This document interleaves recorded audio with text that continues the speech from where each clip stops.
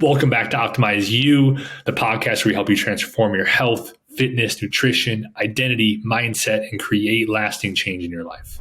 Today's topic, we're going to be going over having a willingness to change or a lack of willingness to change and how that's going to affect you, your goals, your progression towards your goals, any outcome or desire that you're trying to achieve. And let's dive into it. So first off, Alex, what's going on, my man? What's up, Matt? So yeah, just chilling. I just got off my NLP coaching session. So neuro-linguistics programming, just for anybody out there. I've talked about it a few times on the Self-Love Journey podcast, but I got off that and honestly, I feel like a new man today. I feel like a new man. You talked to me earlier today and now I'm just got into the place where kind of we tried to change from the outside validation and the self-worth being tied to other people to now being just internally and with internal power, not having to ask for permission for stuff, just going at it and doing me, being authentic, kind of some of the stuff that we talked about on the last podcast or on our last chat after the first podcast, but we didn't record. Yeah, man, that's awesome stuff.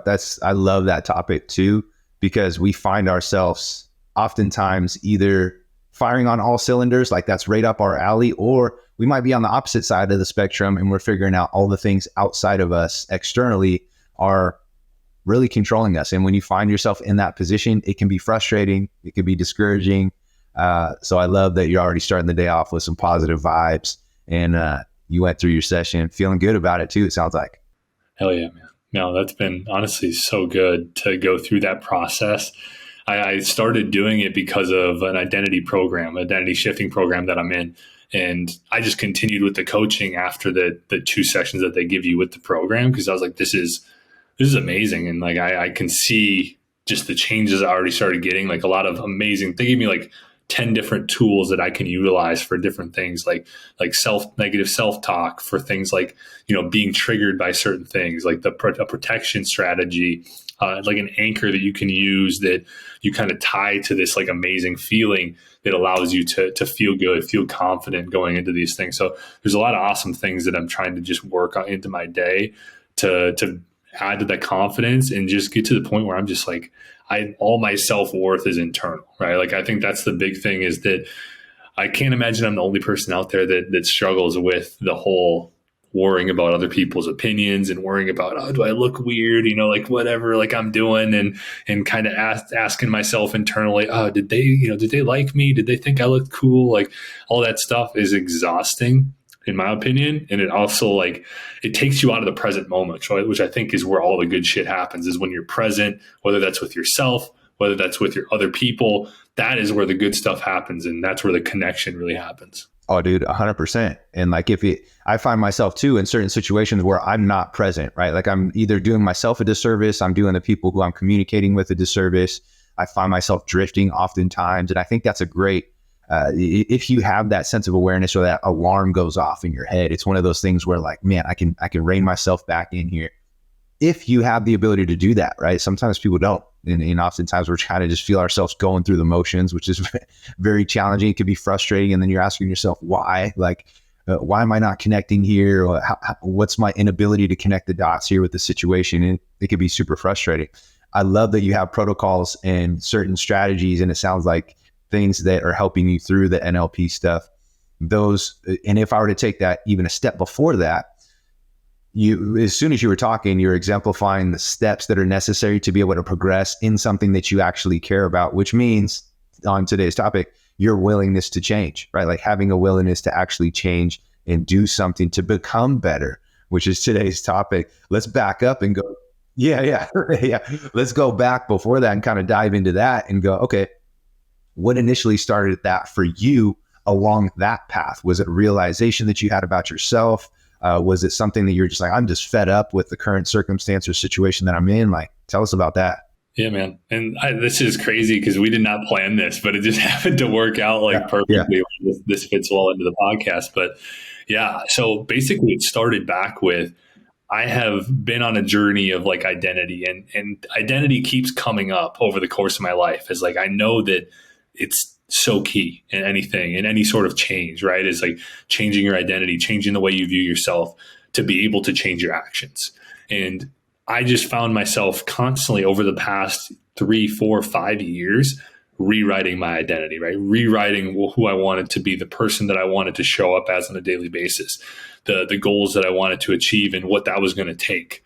And I kept finding myself being able to stick with that stuff for a week, 2 weeks, maybe a month, and then falling back into those old patterns slowly and constantly doing this 10, 20, 30 times over the course of the last 3 to 5 years. And I just got to that point where, I was trying new things. I was reading books, I was watching videos, and I struggled to be able to do it on my own. And so I found this program just through a guy who I watched some videos and kind of got to know a little bit online on YouTube, and figured out he has a program for helping you become that 2.0 version of yourself, or that new identity that you want to become. So I was like, fuck it. I've done way too much time on my own trying to do this, trying to do all this stuff on my own, and I wasn't seeing the results I wanted to, even though if I do look back about 5 years, the person I've become now is a completely different person, but there's still those things, that identity has not been able to be fully adopted, that I want and I know I need to become to make the impact in this world that I want to. So that was the starting point, was just the realization of almost hitting my head against the wall over and over again of shit, what do I have to actually do to make this identity the real thing, the actual thing that I adopt and fully embody in my life. Dude, I think that's super cool. And that's a certain self-awareness. I think that's a characteristic, a skill, an attribute that somebody has to have. I relate that back to fitness and nutrition too, in the ways and such we deal with a lot of clients, and even people who aren't quite yet clients yet is probably where I see it most often. Usually the people that actually become clients have the triggers that go off in their head psychologically, exactly what you're talking about. I would say the majority, the mass population, the people who are very New Year's resolution driven, just kind of feel like they want to get somewhere, but not quite sure if they're fully committed yet, not quite sure if they're willing to change what they're currently doing, those sort of things. Your situation is very different. It sounds like you're in some sort of form or variation of pain or discomfort, and a certain realization where you're like, man, I'm capable of more. I see this common theme of identity coming up with me. And I feel like in order to get to where it is that I need to do, I need to dive a little bit deeper into myself. I need to reprogram myself a little bit. That's a huge, deep realization that's, in my opinion, strong enough to have a certain transition into the change, right? Most people aren't going to have that unless they face or accept something like that, in my opinion. So what I mean is the people who have the New Year's resolutions, I feel like they kind of want to change, or they feel like it would be convenient, if all the stars aligned, so to speak. That wasn't the case with your scenario. What would your advice be to somebody who, let's say you feel that they kind of are on that vibe, the New Year's resolution vibe, they feel like it'd be kind of cool to change something if it was convenient. Where should somebody start, their first steps in terms of, okay, I kind of want to change. I don't know if I'm willing to commit to XYZ in order to be able to get there. Where does somebody start like that? Yeah.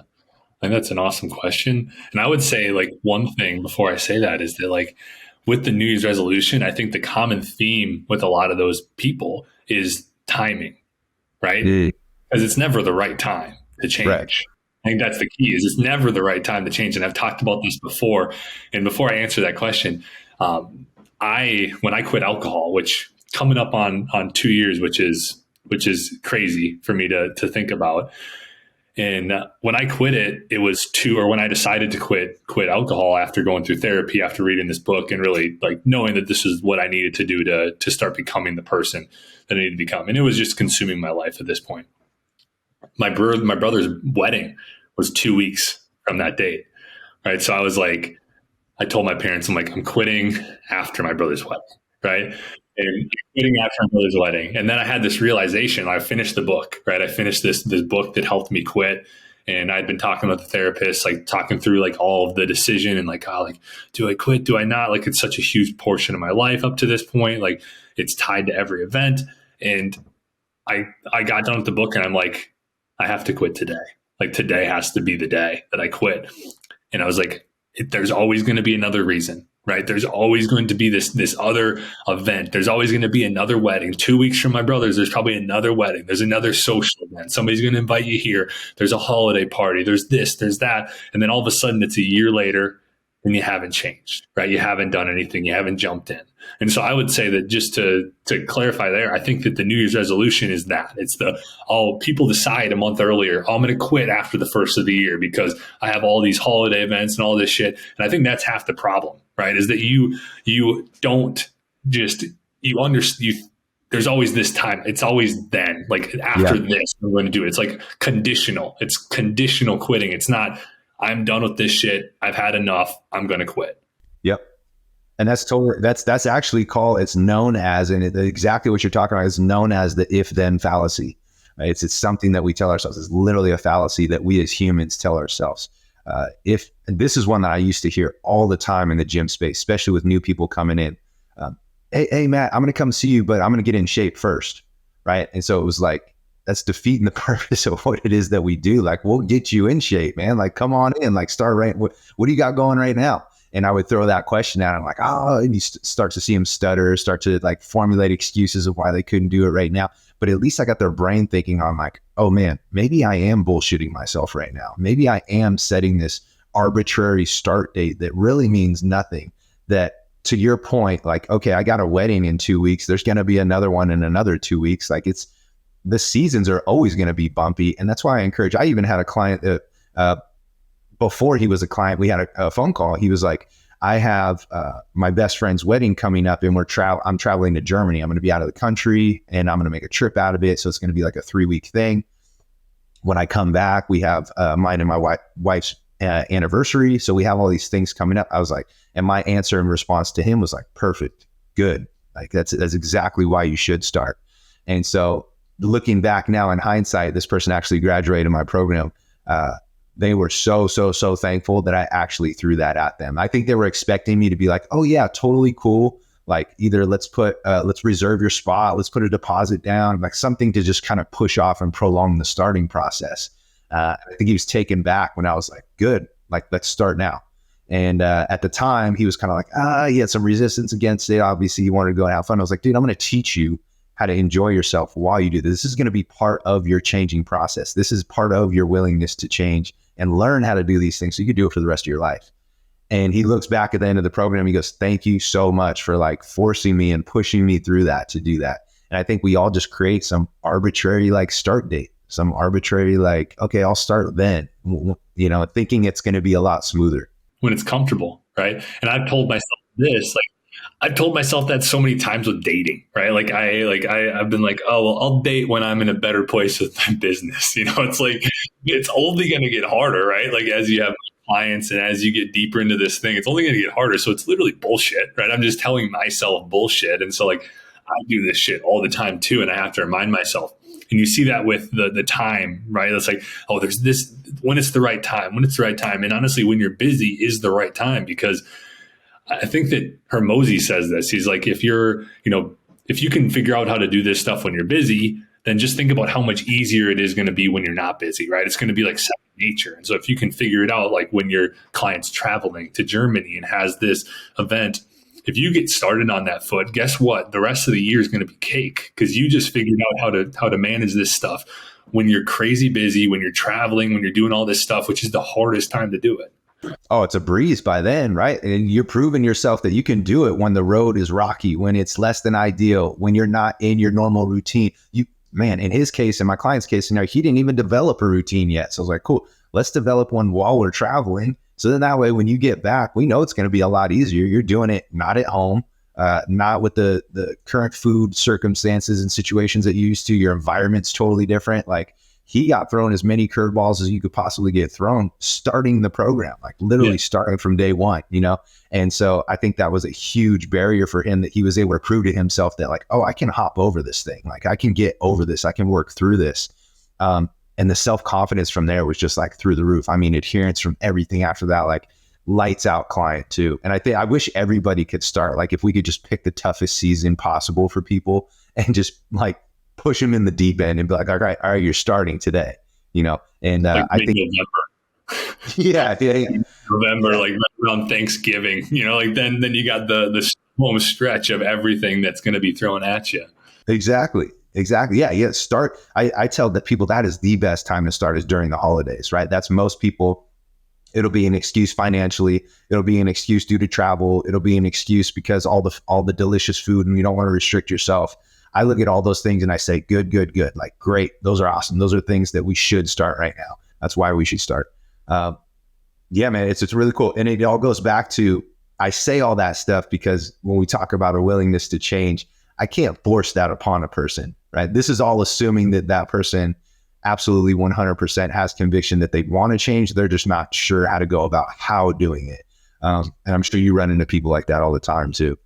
Oh, for sure. And kind of answering your first question, because we went on a little detour, because I wanted to mention the timing thing, because I think that was super important just when we were talking about resolutions. And just, I think that's the thing that holds back a lot of people is there's always some time, I have a surgery or I have this, and there's always some reason not to do it. But kind of going back to your initial question about what's the first step for somebody who's like on the fence, like, I don't know, like if I'm ready and struggling with like the willingness to change, is I think it's revisiting like what you actually want, right? Because I think that a lot of people, they don't know what they want, right? They kind of look at other people's goals and they think that they should adopt those same goals, but it's kind of tough to change when you're not sold on the end product, right? If you're not sold on what you're actually going after, it's going to be very, very tough to change. So I think for me, it would be really sit down.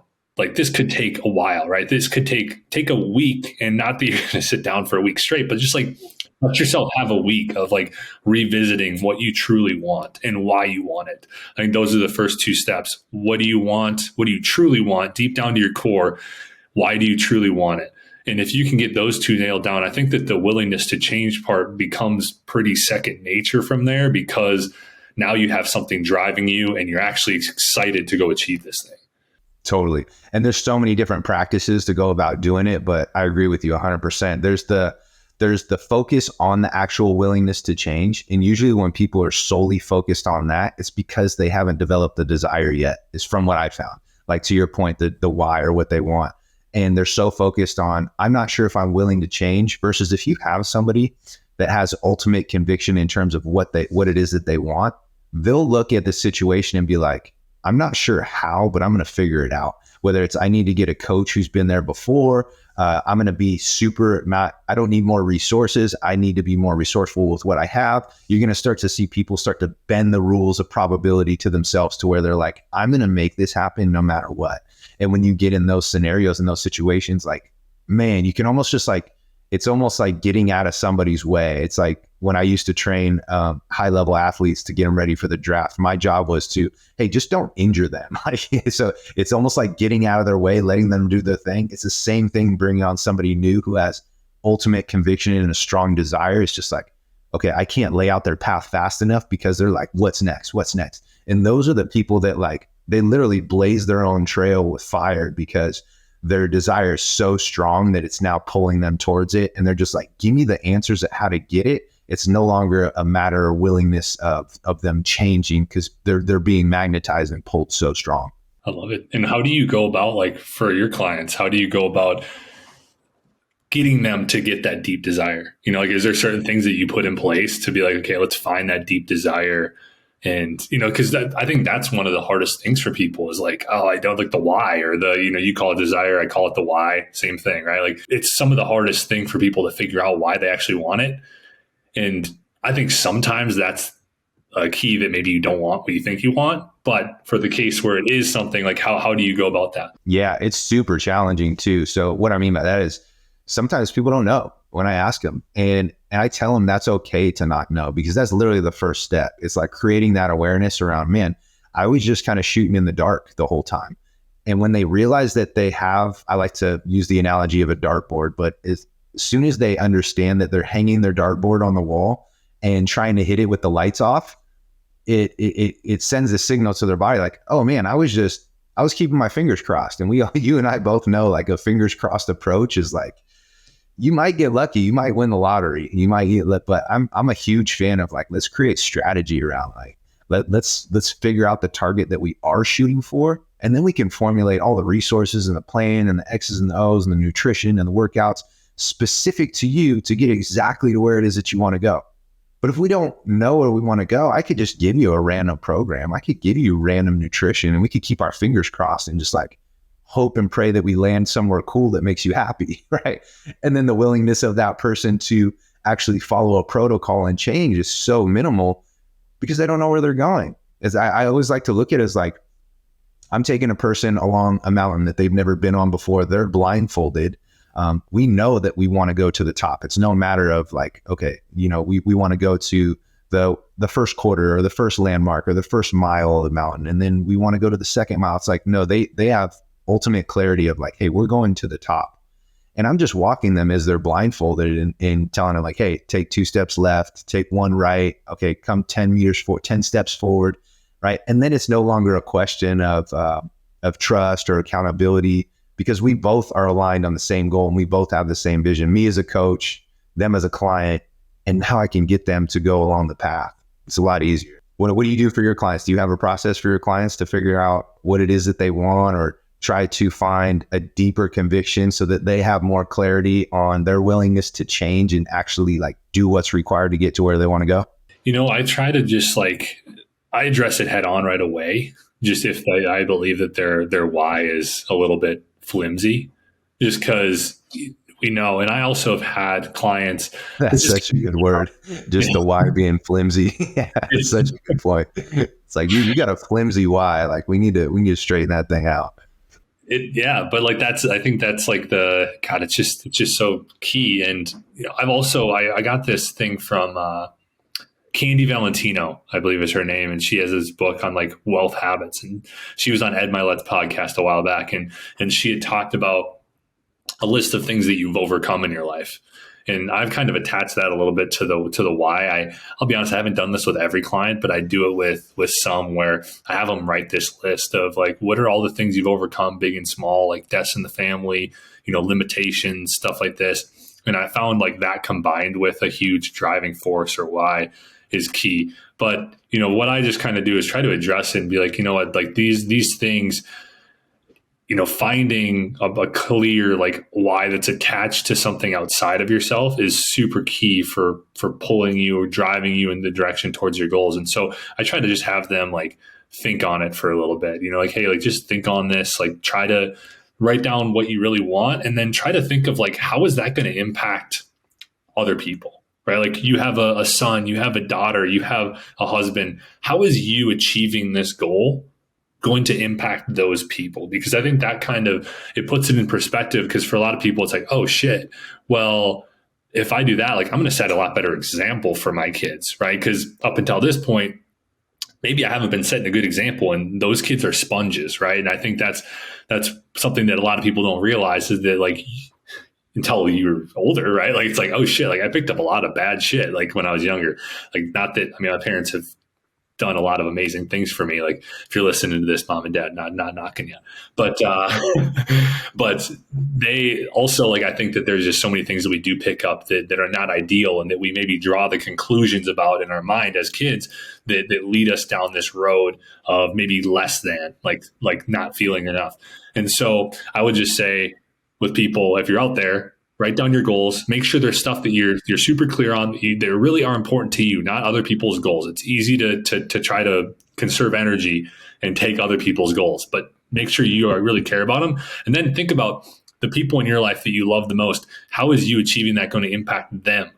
Like, how is it going to impact you? I think that's important too. Like, how is that going to impact your life? But how is it going to impact them? And reminding yourself of that on a daily basis. I like to put a reminder in my phone. Maybe you put Post-it notes around, but if you do that, it's going to push you into the direction of your goal a lot more, I think. Yeah, 100%. And I think it's one of those things where the second you see somebody take their focus and desire and what it is that they want, and they put bigger purpose to it other than themselves, you can see it click for them, right? You see the light bulb go off. And now all of a sudden, it's no longer a matter of like, if I'm going to get there, it's just a matter of when. And so the determination becomes a totally different level. So I see that happen all the time too. And not to say like the self-driven desires are bad by any means, right? Like I think you have to have that level. But to your point, 100%. I just had a client recently who figured out her desire after me asking her for literally like a good 3, maybe 4 weeks straight. She's just trying to figure it out, just being patient with her, trying to figure out, because her answer would be like, I don't know, I'm not sure. I'm like, cool, let's keep thinking on it, let's journal on it. I want it to be top of mind for you. And sooner or later, it's going to come to you and you'll know it. And she just recently did. And it had something to do with her mom, right? So it was way bigger than her. And I think she was looking for, some, again, a random body weight number, or, something that maybe it was a very vanity driven goal. But all of a sudden she found this purpose that was bigger than her. And it was associated with her mom's health, the path that her mom went down, unfortunately. And so that was something that clicked for her. And now it's like, it lights her on fire. And now it's a different ball game that she's playing, which is totally cool. I have a question for you as I'm thinking about this. How do you feel environment plays a role? And what I mean by that is whether it's the supporting or non-supporting cast around you, like friends, family, somebody who has a willingness to change, but a supporting role could be somebody like a coach, things like that. Like, what do you feel like are the level of importance of community or environment is if somebody has a willingness to change and they want to make improvement?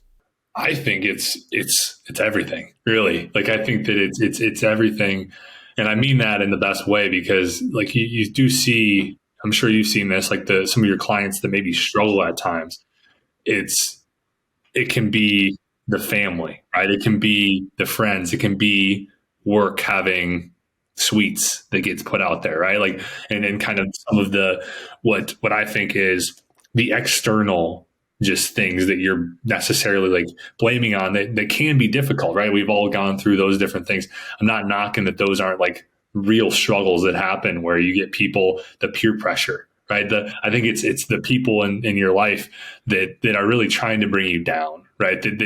They're coming from a place of what you think is good. You think they're your friend, but they're constantly pushing you to do things that are going to get you off the path of your goal, because they don't want you getting too high, right? They don't want you getting too high because that makes them look bad, or that makes them look bad for not doing the things that you're doing. And so I think that it plays a huge part in it, and that it is really important because of that to really vet out the people in your life and vet out the things in your life too. Because I think that the way you set up your house too can be a huge thing. I know a lot of people have kids and they're like, oh, the kids like sweets. And you know what? I think that with that, there's a level of that, right? Like, the quick kids can have sweets, but also like it's a good idea, I think, for some people to start introducing those more quality foods for their kids as well, because that's going to lead to them making some different choices. And that's a part of, like, I've had some clients that have that as their, like, as one of their big goals too, is like, they want to make sure that their kids are able to leave the house, like, with habits that are healthy around food and around these choices. And so I think it's really important to set up your environment as much as you can, get some of those foods that are trigger foods out of the house, but also really vet out the people in your life and make sure that if there are negative influences or people that are constantly pulling you down, that you can limit those people, eliminate those people, and just get into a place where you're surrounding yourself with the most positive supporting cast possible, because it's already hard enough changing, right? But when we have people that are like almost just sucking and anchoring us down from where we want to lift up to, that makes it a lot more difficult. Totally, man. I couldn't agree more. Like, it's such a great point. And like to dive into the whole snack thing or the food, like the processed stuff. I had a family visit. Let's see, it was 2 weeks now. So I had family visit over the weekend. They came, and we have a little nephew. So he's a younger guy. And of course, he's going to have some certain foods in there that are delicious. And so they were staying here at the house, and we make a Costco run. We go to Fred Meyer. I don't know. Do you guys have Fred Meyer? No. Is it just like a grocery store? Grocery store. Yeah. They kind of have everything, but yeah, grocery store. And so we get a bunch of sweets, cookies. I mean, you name it, man. And it's in the pantry, right? And they leave, they stay for the weekend, they leave. And of course, all that stuff is still here.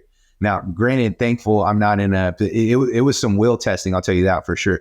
And I'm not in a position where I'm in like an aggressive diet or cut phase or anything like that. But I will tell you how much that environment can manipulate your decision making, like big time. So what we're talking about is like, I thought I had super strong willpower, and I do in certain scenarios and situations. But for whatever reason, I was just like, I'm going to eat all of this until it's gone, right? Instead of just like taking it and tossing it and throwing it away. Now, on a regular routine and schedule, it's not in my pantry. It's not even in my house. So it's not really a question.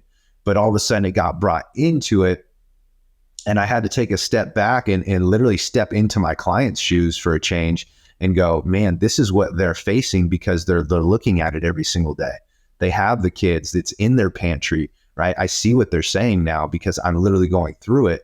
And it was just an awakening moment for me. And it's just so much how environment can impact the people around you, whether your support system is super supportive, or if they're stuck in their ways and they're going to continue to do the things they're doing despite what you're attempting to do. So that's literally one of my questions on my intake form. I'm sure you have it too, is like, what's your support system looking like at home? Like, do they encourage you on this journey that you're about to embark on? Because I think it's super important. If you do have that gut desire, you do have that change, that support from your family system is going to literally, it can make or break the difference and tell the longevity of your success, or it can be very short-lived. It can be frustrating, and it can almost be a dead-end road sometimes. Absolutely. And what advice do you give to those clients that maybe they don't have the best support system, or they kind of give you the, we got to have these type of foods in the house, even though I always struggle with them type of stuff? Yeah. I think, and just like our coach teaches us, I think education drives compliance. So I'm really big on that. And I think the other big thing in addition to that is having ultimate transparency with that group of people, or with that individual, or whoever it is that they feel like is anchoring them or sort of bottlenecking them in their process. I'm a huge fan of ultimate transparency, not only from client to coach, but from people in your support system or lack thereof, and being able to have that conversation. Like, if this is truly, truly important to you, and there's a roadblock, and there's a big one here, and that's one that just kind of gets pushed off to the wayside, it kind of gets brushed under the rug. But if it is truly affecting your progress and the rate at which you're progressing, I highly encourage people. I was like, I'll jump on the phone with you if we need to educate your spouse, your significant other. Obviously they're going to talk to their kids. It's a different conversation, but usually it's the head of the household is what I find from my experience, is the one that is usually holding somebody back. And being able to have that conversation with them, like, hey, let them know how everything that you told me.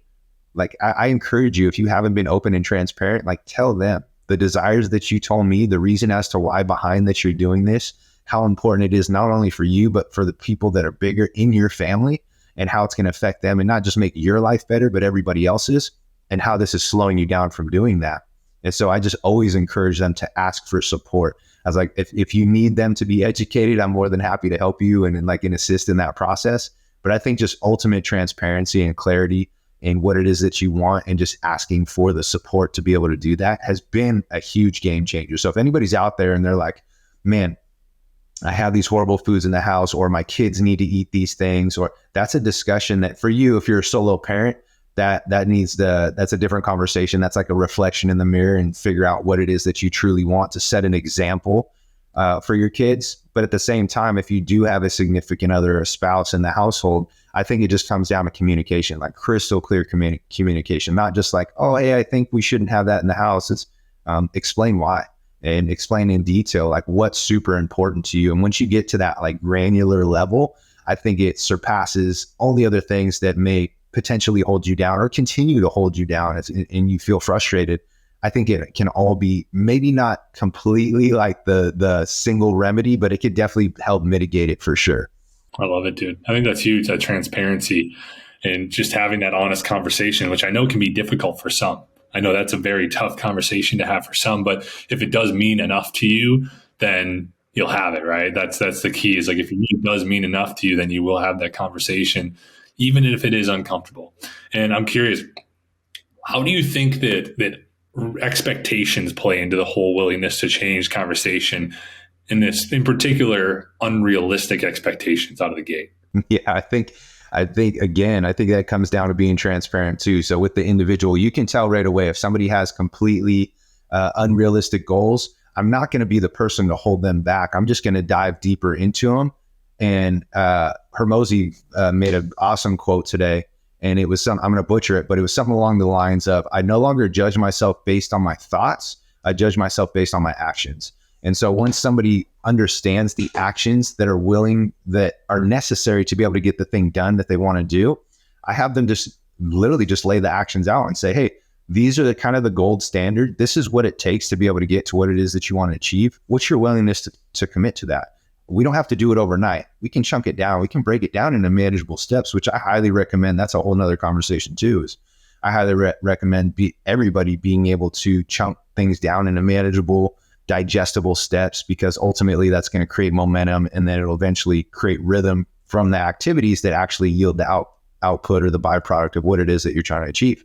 But if somebody doesn't know the direction that they're going, or the willingness to commit to that is very, I'm just going to say, like a gray area, it just becomes very difficult. And I think that what you touched on as well, just with like the smaller chunk down, is so huge, because I think it's so easy for people to kind of look so far ahead and be like, oh, they're like obsessing over the end, like being at the end of it, right? Which I think it's important to like have that vision, but bringing it back and really getting to the daily things that you got to do is so key. And I think that can help with the willingness to change, because if you're doing those small things on a daily basis, and then acknowledging those wins on a daily basis as well, and just acknowledging the progress that you're making, that can build that momentum, build those wins, build your confidence. And then before you know it, it's a lot easier to continue progressing. I'm huge on momentum, man. I almost like renamed my business like part of that, like just the aspect of to include momentum in it some way, shape, or form, because ultimately I think that's what it's about. I think us as humans and our human nature is, in order to keep continuing to progress, we have to see some low-hanging fruit. We have to see some sort of like small reward from it. We have to see some little blip of progression somewhere. And if people are only looking at the end result, and they more so have like this binary mindset, like wake up tomorrow. It's like, it reminds me of like a kid who's in the back seat in a car, and you're on a road trip and you're going from New York to California, and they're 10 minutes in, the kid's going, are we there yet? Are we there yet? Are we there yet? Right. And so I feel like a lot of grownups and adults have that same approach when we start our health and fitness journey. We're acting just like the kids are. Are we there yet? Are we there yet? And so if the answer is always no, you're always going to be left defeated. So I'm a huge fan of momentum. Like, have that low hanging fruit. If you need to take the standard of the bar and you understand, you realize where it's at, let's bring it down to where it's manageable, to where you can at least build that confidence and like, oh, I'm making progress. I'm going in the right direction. The things that coach is laying out for me, or the protocol that I'm currently doing, assuming I stay consistent, like, look, I'm proving to myself I can do it. Man, I was able to do my workout despite getting thrown a curveball at work, right? I was able to get this amount of steps in despite, 2 extra emails being thrown on my plate at the end of the day, and I wasn't planning for it. And when you can do that and you can navigate through these little things, like, man, you understand. And now the mindset shifts from, oh man, am I to the goal yet? No. Okay, I failed. Or did the weight on the scale fluctuate up this week on my weekly check-in? Man, I failed. And it's this binary thinking that gets us in this, we kind of pigeonhole ourselves, versus going like, let me allow myself to flourish, be super pumped with the little wins, because that is ultimately going to take me to the promised land of where it is that I want to go, whatever I want to achieve. Hell yeah, dude. Stack those fucking wins. Yeah. And just keep going. Yeah, I think that's awesome. And it really comes down to where you put your energy, right? If you continue to put your energy on the scale and the weight that comes up on it, like, you're going to continue to be frustrated for most people, because that thing's not always going to be linear. I mean, for some people, you see more linear results at times, but generally speaking, that's not the case, right? It's so if you can put your focus on those daily things and really just ask yourself the question of like, am I 9 or 10 out of 10 confident I can do these things on a daily basis? I know you ask your clients that. I try to ask my clients that and make sure that it's top of mind for people. That if you're confident you can do those things on a daily basis, you're going to be more consistent on a regular basis, and you're going to see the results you want. And just like the defining success and defining those wins in the correct way is just so key. So I think that's awesome, dude. I think that, do you have any other like tactical tips around just willingness to change? I feel like we've touched on a lot of awesome stuff, and it just kind of flowed well here. We just kind of went back and forth. All of a sudden, we're talking about. I didn't even. I wrote some notes down. I didn't even touch on anything in there. Like we just kind of kept going on them. I had some bullet points, but we definitely didn't I didn't follow them. That's for sure. It went a different way. It's the best, right? That's the best. That's the way we know that it's going well. And it's like, okay, like I just kind of thought of like different topics. I think you thought of different things throughout. It's like, oh, that applies well. And then we keep going there. So fuck, man, this was awesome.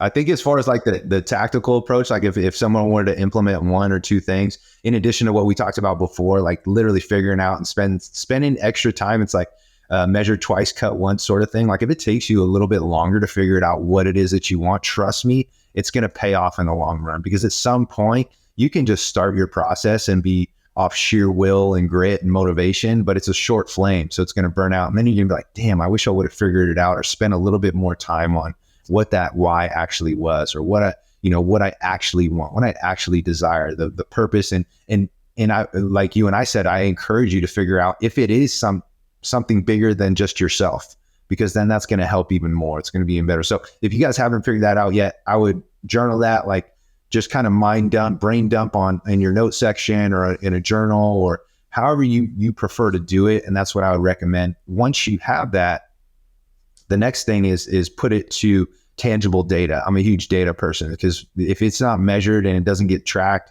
it's hard to make progress on it. It's hard to make movement in the right direction. You can kind of think you're doing things, but if you don't have any tangible data to go off of, it's very hard to make adjustments. That's why we have weekly check-ins, and we have a lot of data on there, not just any one individual point by itself, but we have multiple things. And that way we know which lever to pull so that we can get the most leverage out of whatever it is that we're trying to do. So asking yourself on a scale from 1 to 10, like out of the activities that are laid out for me, like what's my willingness to commit to these? And if it's very low, that's okay. That's just creating awareness around your commitment to actions.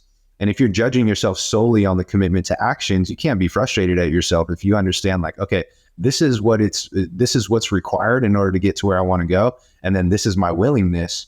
It makes the judgment on self a whole lot easier, because now you're not judging yourself based on like what you're thinking or what you should be doing or like what you're supposed to be doing. It's like, just judge yourself on what you actually do and what you're willing to commit to. And then from there, you can make small, little minor progressions. And then you really start to get into rhythm, because you don't have to have like this huge, you're not standing at the bottom of the mountain, like just staring at all the way up at the top of it. You're just like, okay, where's my first step? Where's my first couple steps? Where's the sign that actually shows me on the first trail to go up this mountain? Like, that's what you're trying to do, is find out that first initial stage. Like, you're in the parking lot, dude, just put your shoes on. We're getting ready to go on this hike. Like, find the trail sign. Where's the trail start? Instead of looking at the top going, man, that's far. Right. So that's what I would encourage people to do, is meet themselves where they're at, because then you can create momentum. And I think this whole game is about momentum. Oh, fuck. I don't have much more to add to that. I think that was great. I would just say the one thing that came to mind was just that, I know you said journaling about it, sitting down, really taking the time and not stressing over it taking you a longer period of time. Like you said, that it took your client 4, 5, 6 weeks to really nail down. I understand that it's going to come differently for different people, but I would just add as well, like if you're a meditation person, meditate on it, right? If you're somebody who enjoys going on walks, go on a walk without anything else or anybody else and just think about it, and just try to get into these different areas and try different things to spark up ideas. I had this thing I was telling you about, my like dream that I had last night, and it kind of is funny that I don't really remember my dreams very often, but recently I've been reading a book, Limitless by Jim Quick. And he talks about, he's like, there's gold in your dreams. He's like, we're missing out on gold if we don't remember our dreams. And all it takes is just having the intent before you go to bed, like having the intent of, I'm going to remember my dreams. And I had the intent the last 2 nights, and I've remembered my dreams the last 2 nights for the first time in like a long time.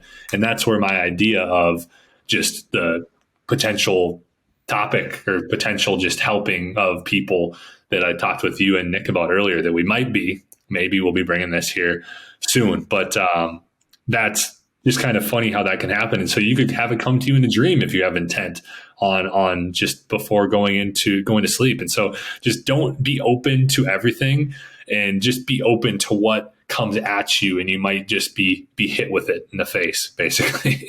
I love that, man. I love it. And it's funny because that's a word that I use with my clients very often is, man, I'll give them praise, but I'll give them praise because they were being intentional about their day.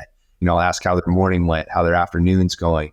And if they tell me answers that shows that they're in complete control and the things that they can actually focus on and they were intentional with it, like I know no matter whether they're going to be successful, it'll be a matter of time.